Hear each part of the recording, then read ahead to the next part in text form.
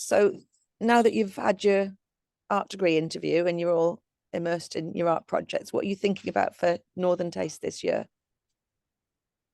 Well, an idea that I've had is that there's an artist who recently passed away called Philida Barlow, who made these massive installations in the Tate with wood and metal and all kinds of things, and they would reach from the floor to the ceiling in very, very high ceilinged rooms. And because she died, there was a lot of publicity about that, and I found a podcast where she was talking about space and how she liked to get people looking up, and she liked to use parts of the room that were not normally used.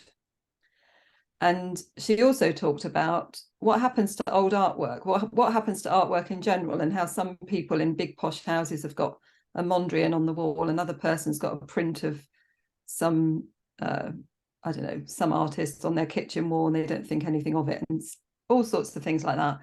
And she started taking her sculptures out in the night and sort of putting them on tops of post boxes or pillars, anything that was like a plinth, and she would just kind of leave her sculptures there.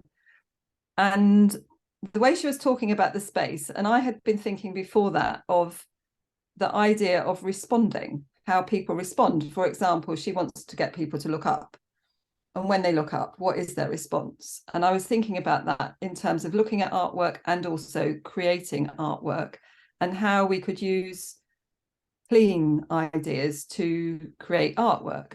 So I had this kind of quite bonkers idea, actually, of using your oak room in 58 Caldy Road and having a group of people and telling them about Philida and maybe showing them a couple of pictures and saying that we were going to create a joint collaborative installation in your room using clean space. And so then I might say, so find a space, and what can you see from there that could be moved?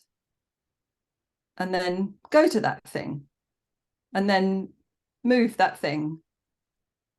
But all with a purpose of we're jointly creating. So some of it would be that you'd need to create plinths to put things on, and some of it would be moving the things around and doing that 6 times, and then maybe doing a little bit more facilitation about what people found out about themselves and the things, and what people the relationships of the things to one another and them to the things, but then opening the doors and having an audience come in and look at the installation that we have jointly created in the room.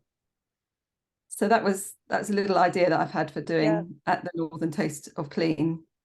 Would we need do you know, like when we've done art stuff and we've had like boxes of symbolic objects, or are we going to use the things that are in the room? Are we going to use the room as it is, or do you want things in the room that we can use for the installation?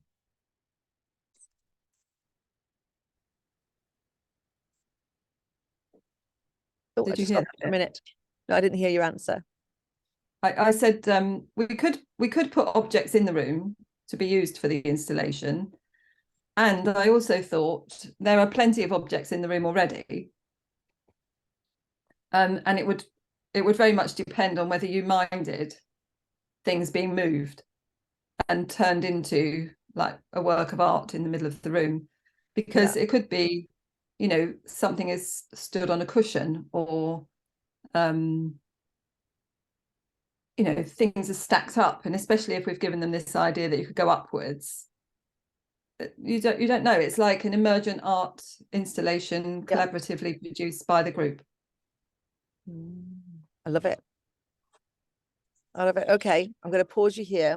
So that's just, obviously it may not happen, but that's just a first iteration of what you might be doing for Clean and Art at the Northern Taste of Clean. Yes. Thank you.